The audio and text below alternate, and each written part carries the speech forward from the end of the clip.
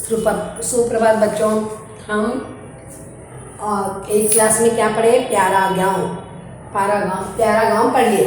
ये अपना लेसन पूरा हो गया। क्या है प्यारा गाँव में? गाँव हमारा प्यारा ही होता है। शहर से भी गाँव सुंदर दिखाई देता है। क्यों दिखाई देता है? वहाँ हरा भरे पेड़ होते हैं, पहले तो खेत होता है ना। हर किसान होते हैं रहने वाले उधर गाँव में, और खुली हवा होती है, दूर दूर घर होते हैं और घास के मट्टी के बने घर होते हैं। तो हमको देखते ही बहुत अच्छा लगता है, शुद्ध हवा आती है और एक दूसरे से प्यार से बात करते हैं। अगर किसके घर में मेहमान आए तो सब लोग अपने घर में बुलाते हैं, चाय पानी करते हैं। कुछ है जो आम के दिनों में तो आम खाने को देते हैं। ऐसा आदर सत्कार भी उनके मन में होता है, इसलिए सबको गांव बहुत अच्छा लगता है। लेकिन आजकल क्या हुआ, गांव के बच्चे भी शहर में आके पढ़ रहे हैं, जॉब कर रहे हैं, तो ये रीति रिवाज बहुत कम होते जा रहा है। लेकिन खेती करने वाले जो रीति रिवाज है वो गांव के बच्चे भी कम होते जा रहे हैं। लेकिन खेती नहीं करने वाले एग्रीकल्चर का खेती के जैसा जो पढ़ाई होती है वो करना भी ज़रूरी है। क्योंकि हम खेती नहीं करेंगे तो हम खाएंगे क्या? क्योंकि हम घर में तो नहीं कर सकते क्या? चावल दाल उगा सकते क्या? नहीं। तो खेती के लिए भी हम थोड़े बच्चे जो पढ़ रहे हैं, युवा बच्चे, वो खेती के बारे में भी पढ़ना है और उन्नति ज़्यादा उत्पत्ति के लिए, मतलब पैदावार ज़्यादा होना, ऐसा उसकी पढ़ाई भी लेना ज़रूरी है। हाँ, तो हम एक गांव के बारे में पढ़े। दादाजी अपने बच्चों को शहर में गए थे। उनका बेटा शहर में रहता था तो पोता पोती को ला लिए और अपने शहर के में बताए वहाँ कौन कौन क्या काम करते, कौन कौन घर में घरगुती कुटीर उद्योग बोलते हैं उसको। कुटीर उद्योग मतलब घर में बैठ के काम करना। तो उधर कौन कौन थे? लोहार, सुनार, जुलाहा और कुम्हार,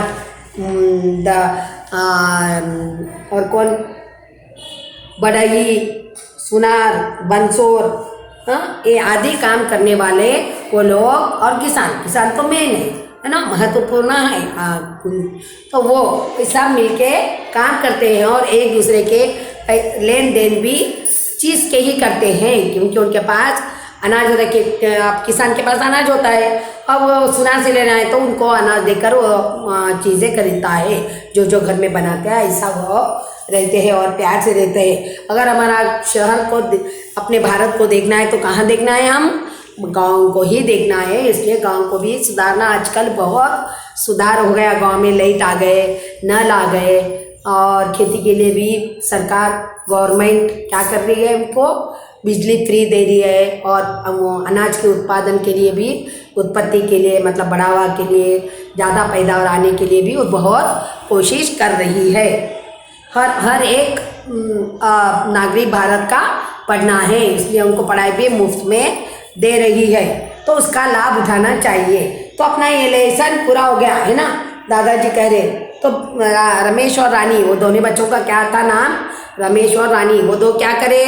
दोनों भी गांव देखकर, इसलिए हमको ये गांव बहुत अच्छा लगता है दादाजी। हम कभी भी छुट्टियां आते ही आपके पास आते हैं ना, इसलिए हमको बहुत अच्छा लगता है बोल के वो बोले। अब यहाँ पर हम ग्रामर देखेंगे, मतलब ग्रामर मतलब क्या क्या इसमें दिए है, यहाँ पर अपन एक बात देखेंगे। यहाँ पर लिखे ना अपन, यहाँ पर भी लिख लो, आपको एक बार बताती मैं क्या है। ये कौन सा चित्र दिख रहा है हमको? गांव का, है ना। तो यहाँ पर क्या पूछा गया है? इस चित्र में क्या क्या दिखाई दे रहा है? इस चित्र में आपको क्या क्या दिखाई दे रहा है आप लिखना। दिख रहा है ना आपको? जो जो दिखता है यहाँ पर आप लिखना है। आप कौन से ही लिखो, है ना। जो चीज़ दिखती है वो लिख सकते हैं ना हिंदी में। वो कौन क्या कर रहा है वो भी लिखना है। कौन, देखो खेती किसान कर रहा है, बैल चल रहे हैं, एक आदमी साइकिल चला रहा है ना, और गाय पेड़ के नीचे बैठी है, ऐसा मतलब क्या क्या कौन कौन कर रहे हैं वो लिखते हैं। 1 2 3 इसमें लिखना। और इस चित्र में आपको कौन सा दृश्य अच्छा लगा और क्यों? आपको ये चित्र में सारे बताए ना, इसमें से आपको कौन सा अच्छा लग रहा है वो लिखना। हाँ ठीक है, किसान अच्छा लग रहा है। क्यों? क्योंकि वो हमारे लिए अन्न उगाता है, अन्न पैदा करता है, वो हमारा अन्नदाता है ना। ऐसा आप लिखना है। इसके बाद पेज नंबर 12 में हुआ, पन्ना नंबर 12। 13 में कुछ भी नहीं है, 14 में कुछ भी नहीं है। अब 15 में देखिए चित्र में क्या क्या दिखाई दे रहा है वो हम देखें, है ना, लिख दिए भी उधर। आपके गांव में क्या क्या देखने को मिलता है? जो आपका गांव भी है ना, जहाँ पर दादा दादी रहते हैं या नाना नानी रहते हैं या मामा रहता है, कोई भी बड़े ताया कोई भी रहते हैं ना, कभी आप चुट्ठों में जाते हैं तो आपको उस गांव में क्या क्या दिखाई दिया वो आप ओन से ही लिखना है, क्योंकि अब गांव में बहुत बदल हो गया ना, फिर भी शहर से भी गांव में क्या क्या दिखाई देता है वो आप ओन से लिखना है, ठीक है। वो टेस्ट के लिए रखूंगी मैं, वो लिखना है। अब यहाँ पर देखो, गर्मी के दिनों में इसमें पानी ठंडा रहता है। किसमें पानी ठंडा रहता है? याद है, मटका, है ना। अब नीचे पढ़ो, छोटे बच्चे इससे खेलते हैं। किससे खेलते हैं छोटे बच्चे? खिलौने, टॉयज, है ना, खिलौने बोल के लिखना है यहाँ पर। इन्हें राष्ट्रपिता कहते हैं। किन्हें राष्ट्रपिता कहते हैं हम? राष्ट्रपिता किसे कहते हैं? हमारे भारत देश के राष्ट्रपिता कौन है? सबको मालूम है, गांधी जी, महात्मा गांधी जी। यहाँ पर लिखना। आप यहाँ पर देख के अधूरे वाक्यों को पूरा करना। 1-2 सेंटेंस है, 2 शब्द है या 3 शब्द है, वो आप लिख के पूरा करना। देखो, सामने कमलेश काका आ रहे हैं, इधर है पाठ में देख के, है ना, आ रहे हैं। उन्हें क्या करो बोले दादाजी? कमलेश काका आ रहे, उन्हें क्या करो? प्रणाम करो। उतना ही लिखना है वहाँ पर, प्रणाम करो।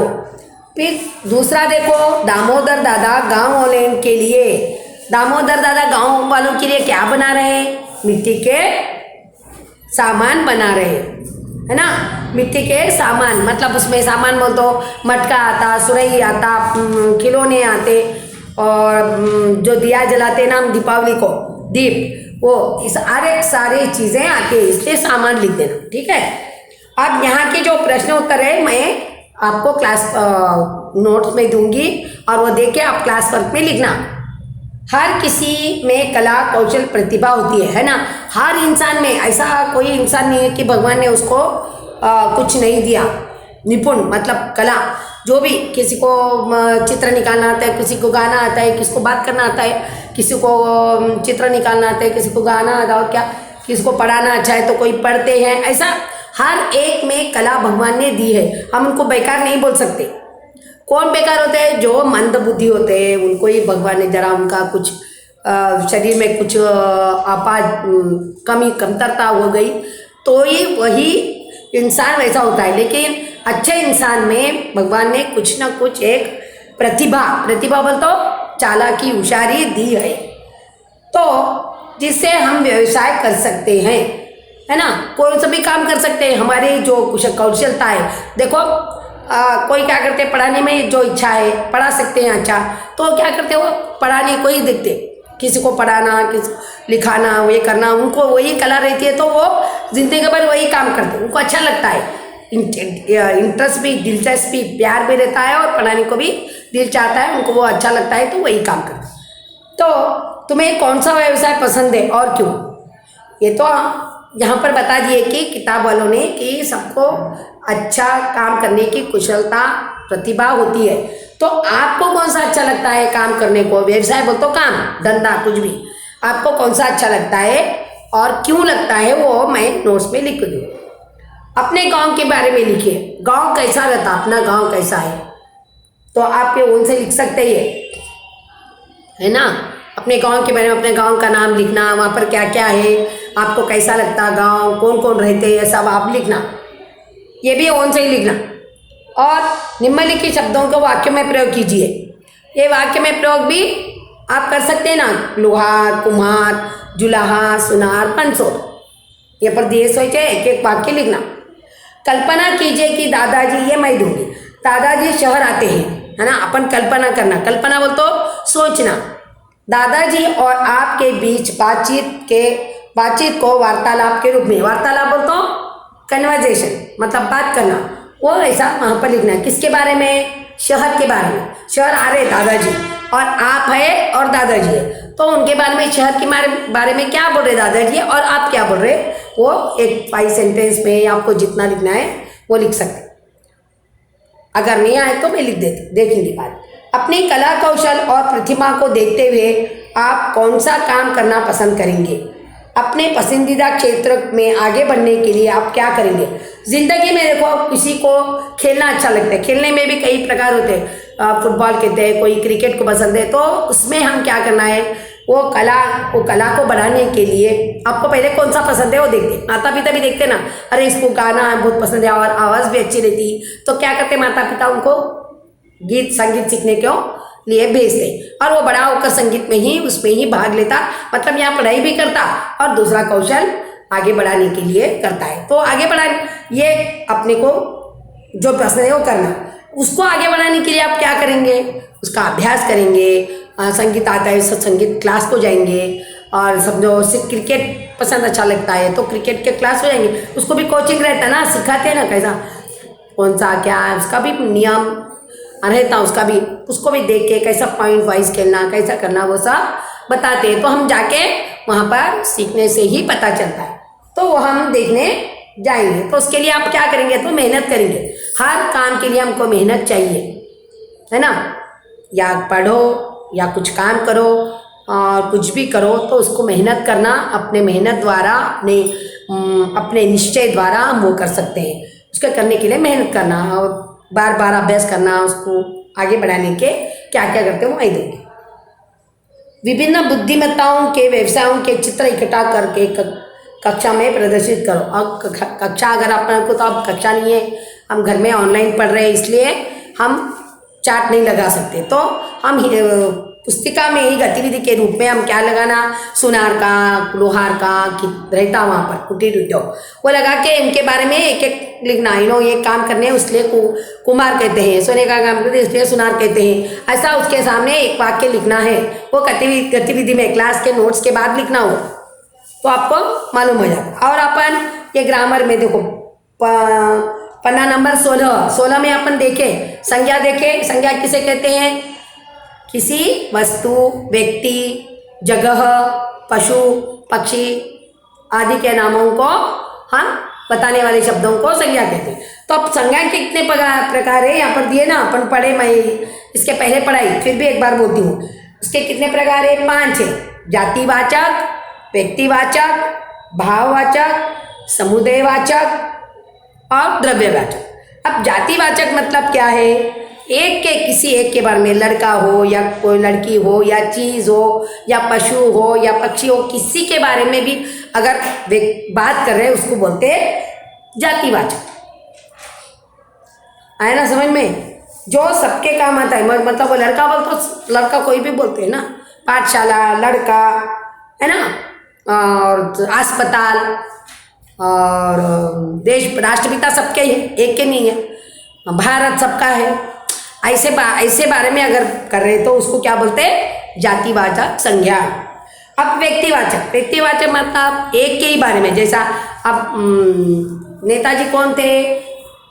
प्राइम मिनिस्टर पहले चाचा नेहरू, है ना, वो चाचा नेहरू के बारे में लिखो तो उनके ही बारे में लिखना। अब जैसे राम जी है, श्री रामचंद्र प्रभु, उनके बारे में लिखो। ऐसा किसी का भी नाम देते, या एक लड़का रहता रामू, कोई भी एक के बारे में लिखना है तो उसको इसके ही बारे में लिखना है सिर्फ, तो उसको बोलते हैं व्यक्तिवाचक। अब भाववाचक मतलब सुख, दुख, बुरा, अच्छा, मोटा, उसके गाँव, मतलब इंसान के गुण या किसके भी बारे में लिखना है तो उसको बोलते हैं भाव। उसके अंदर के भाव बताने वाले शब्दों को भाववाचक बोलते हैं। हाँ, वो लड़का बुरा है, उसका क्या हो गया? बुरा क्या है? वो भाववाचक है, बुराई भाववाचक है। ऐसा समुदायवाचक बोलते तो क्या है?